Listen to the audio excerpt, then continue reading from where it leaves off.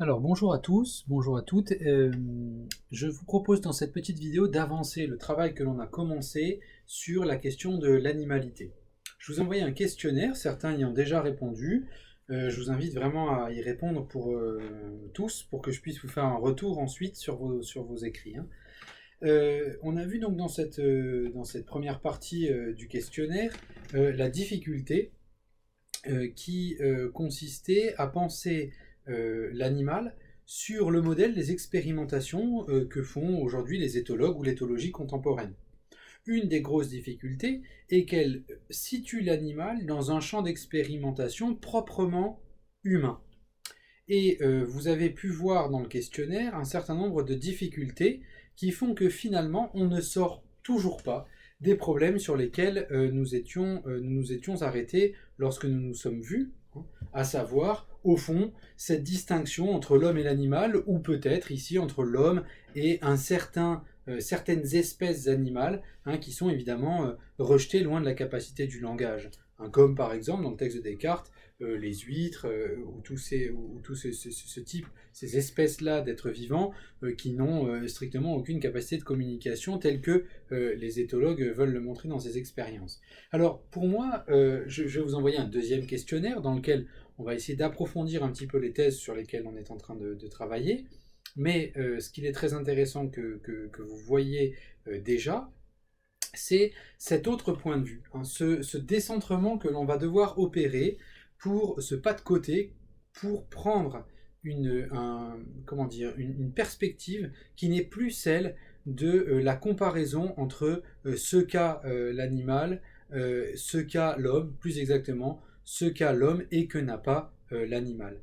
Cette question nous a entraînés dans une impasse qui, au fond, peut se dire de cette manière-là, hein.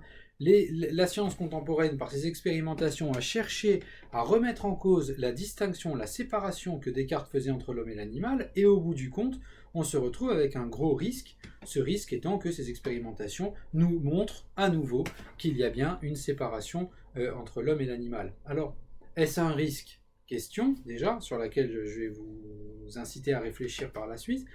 Et puis d'autre part, est-ce qu'il n'y a pas dans ce mouvement-là un peu binaire, laissé de côté quelque chose qui pourrait être une autre voie? Ce que je vais vous présenter un petit peu aujourd'hui. Cette autre voie, c'est la voie donc de la phénoménologie.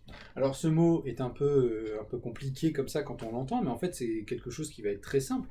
Dans phénoménologie, vous reconnaissez le terme phénomène, hein.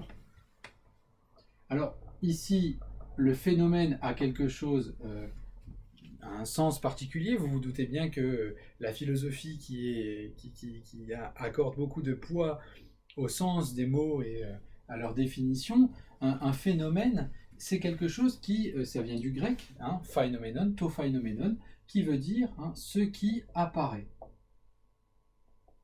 Un phénomène, c'est pas d'abord quelque chose de spectaculaire, comme on peut dire aujourd'hui un phénomène de mode, un phénomène astronomique ou un phénomène climatique. Voilà, c'est juste ces formes de trucs qui seraient un petit peu extraordinaires. Non, un phénomène en philosophie, beaucoup plus simplement, c'est quelque chose qui apparaît. Alors qui apparaît à quoi? Voilà la grande question. Qui apparaît à celui qui considère cet objet, c'est-à-dire en fait à l'homme conscient. On appellera donc phénomène hein, quelque chose qui apparaît à la conscience de l'homme lorsque l'homme se projette vers l'objet qu'il considère. Voilà un petit peu simplement ce que cela signifie au niveau du terme. Au niveau de, cette fois-ci, de l'idée et en quoi est-ce que cela change. Pour ce faire, je vais commencer à introduire un petit peu le texte de Merleau-Ponty que je vais vous proposer à l'étude. Ouais, je pense que c'est celui-là, voilà. Je vais vous l'envoyer par mail, ce texte. Je vais simplement vous donner quelques petites pistes de compréhension. Nous nous sommes situés pour l'instant dans la perspective de Descartes. Or, que dit Descartes? Bon, je caricature beaucoup, mais bon, je prends des termes qui sont les siens. Descartes dit que notre rapport au monde, notre rapport aux objets qui ne sont pas précisément des objets de la conscience, hein, par exemple la matière, les matériaux, mais aussi les animaux, hein, notre rapport avec ces objets-là est un rapport en quelque sorte de connaissance en vue d'une certaine maîtrise. Il s'agit pour nous de connaître la nature des choses pour mieux l'utiliser, la manipuler, la tourner à notre avantage, à notre profit, à notre survie, hein, tout simplement. Descartes a cette phrase maintenant devenue assez célèbre dans le discours de la méthode où il dit que cette connaissance, alors il parle des éléments, hein, du feu, etc., mais que cette connaissance physique là a pour objectif de nous rendre comme maîtres et possesseurs de la nature. Alors parfois on oublie le comme qui est fondamental, hein, parce que Descartes ne se pense pas comme un dieu capable de tout modeler, hein, mais comme maître et possesseur de la nature, c'est-à-dire en réalité, par la connaissance que l'homme a des choses, il atteint ce domaine pratique ou utilitaire qui consiste à transformer la réalité qu'il a sous les yeux, hein, en vue de son propre intérêt. Cette conception-là insiste lourdement sur une chose. Ce qui est fondamental, c'est que la science, la connaissance que j'ai des choses, doit concerner directement les choses en elles-mêmes. Je dois les connaître telles qu'elles sont pour pouvoir les manipuler. Alors l'exemple incroyable, hein, c'est l'exemple de la chimie, par exemple. La chimie, cette science qu'on appelle aujourd'hui la chimie, hein, s'intéresse aux propriétés mêmes de la matière, aux propriétés mêmes des atomes, des molécules, pour pouvoir agir sur ces molécules, les transformer, les coupler, pour pouvoir fusionner des atomes, ou bien au contraire les séparer, les casser. Bref, il s'agit de connaître à fond ce que sont les choses en elles-mêmes pour pouvoir les utiliser. Bien. Tout ce travail-là a façonné notre manière de concevoir la science et notre rapport à la réalité depuis très longtemps. Descartes étant celui qui l'a formalisé, mais depuis, déjà avant Descartes, il y avait Galilée, avant Galilée, il y avait Bacon, bref, c'est pas la première fois que... c'est très ancien cette idée, hein, c'est une idée assez ancienne. Ce qu'apporte la phénoménologie est un regard complètement différent, complètement renouvelé. En réalité, l'objectif n'est pas de connaître ce que les choses sont en elles-mêmes pour pouvoir les transformer, ceci est impossible d'ailleurs, mais pour pouvoir recevoir la réalité comme quelque chose qui se donne à nous, qui se donne à comprendre, qui se donne à interpréter. Je vais un peu vite, mais vous lirez le texte de Merleau-Ponty là-dessus. Ce qui nous intéresse maintenant, c'est la question de l'animal. Qu'est-ce qu'un animal ? Si vous regardez le titre du texte que je vous ai donné ici, hein, que vous allez recevoir par mail, l'exploration du monde perçu, l'animalité. Qu'est-ce que c'est qu'un animal ? C'est d'abord un être que je perçois. Que je perçois comme un phénomène, c'est-à-dire comme quelque chose qui se donne à ma conscience lorsqu'elle se projette vers lui, vers cet animal. Alors, deux choses qui m'importent ici. Premièrement, vous allez voir au paragraphe numéro 3 dans ce texte, hein, qui fait 5 pages, vous allez voir une phrase que je lis maintenant. Les questions que le médecin ou l'expérimentateur leur posait, aux animaux, étaient des questions d'hommes. On cherchait moins à comprendre comment ils vivent pour leur compte qu'à mesurer la distance qui les sépare de l'adulte ou de l'homme sain dans leur performance ordinaire. Première remarque. Vous avez à peu près la même remarque au paragraphe 7, 4 lignes après le début. Je lis encore. Il faisait justement remarquer, il parle d'un psychologue allemand qui s'appelle Köhler, il faisait justement remarquer que l'originalité de la vie animale ne peut pas apparaître tant qu'on lui pose, comme c'était le cas de beaucoup d'expériences classiques, des problèmes qui ne sont pas les siens. Et il évoque ensuite le chien à qui on demande d'ouvrir une serrure. Voilà la première chose sur laquelle je voulais attirer votre attention. Qu'est-ce qui se passe ici ? Merleau-Ponty part du même constat que nous. Nous demandons dans ces expérimentations sur lesquelles vous avez déjà travaillé quelque chose à l'animal qui ne correspond pas au monde de l'animal. Le chien n'a jamais affaire avec une serrure de porte. La souris n'a jamais affaire avec des touches sur lesquelles elle devrait appuyer, etc., etc.